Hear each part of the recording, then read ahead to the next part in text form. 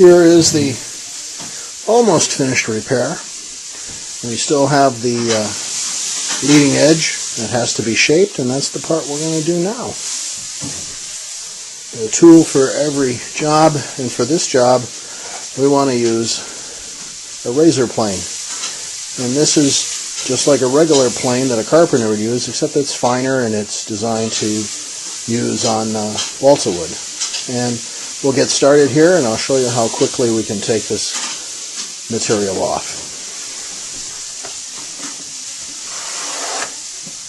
As you see, you make long, even strokes, and it takes the balsa off very, very, very quickly. What I want to try and do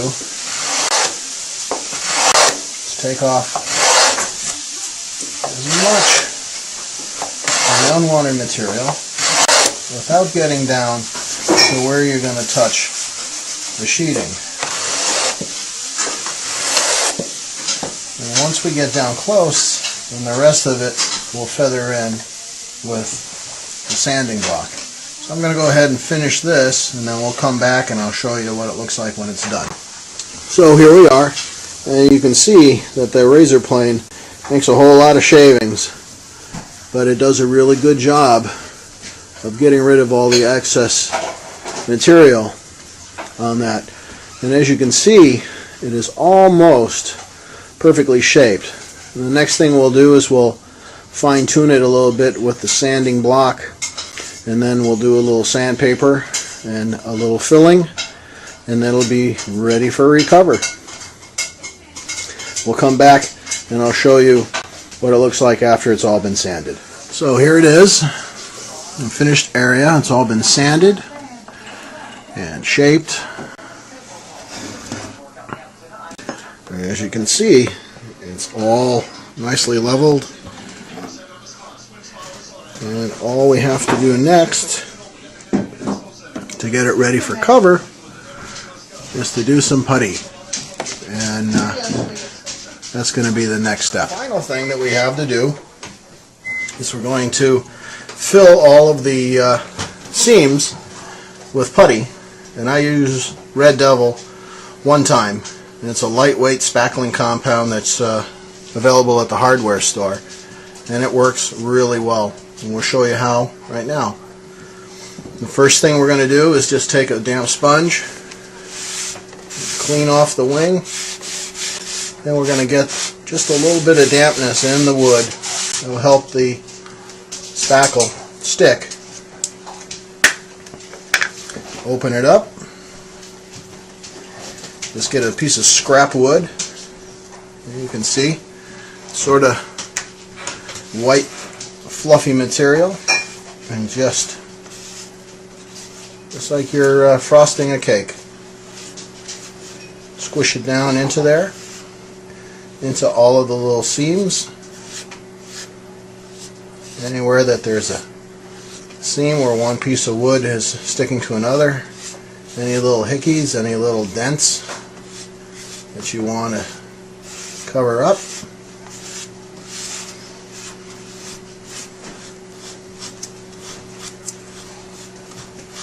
And then all you have to do is wait about 30 minutes for it to dry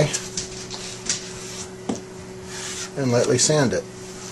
And we'll come back after we do the other side and let it dry, and we'll do some sanding. So, the next step we got is to lightly sand the dried filler. And we use a little bit of a 220. Cut it in thirds like this, and then rip it in half so you have a nice little pad to do it. And it doesn't take much effort at all. You just rub it evenly, and everything on the surface, since the powder comes right off, leaving a nice smooth, even finish with just the seams filled. So we'll finish up sanding, and then the next step will be covering and finishing. The final bit of work to do with the repair is to cover it over again. And since this is a Hangar 9 airplane, a Hangar 9 Pawnee to be exact, it was very easy to match the material with Ultra Coat. So we have the same dark trim color, and we have the white subcolor. So we'll get started with that. And the first thing we want to do really is just degrease it again, because we've been using the wing and touching it. And so with a little bit of rubbing alcohol or isopropyl alcohol, a little rubbing alcohol or something like that, you can just go around and clean up any fingerprints, dust, things like that. And then we'll be ready to go. So if I did a covering article, then we would show more of what's going on, but we'll do the white first and we'll show you a little bit more, and then when it's all done with the trim, we'll show you what it looks like when it's all. Here is the first, and you can see the base color of white, and there's about an inch to a half inch of overlap, which gives it a really good amount to stick to, so you don't have to worry about it lifting up later on. And also degreasing with the alcohol will make it stick really well for a long time. So there's our first batch, and we'll come back in a minute with the finished trim and show you what it looks like all finished.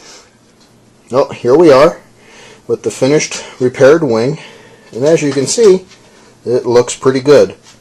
At 3 or 4 feet away, I don't think anyone could tell that it had been repaired, and the finish is just like it was when it came out of the box. Right here you might be able to see just a hint of the overlaps from the repaired area, but as far as the shape and the finish goes, I don't know where the repair is. Do you? So that's it for this how-to. Hope you enjoyed it, and we'll be showing you some more in the series. So take it easy, and we'll see you next time.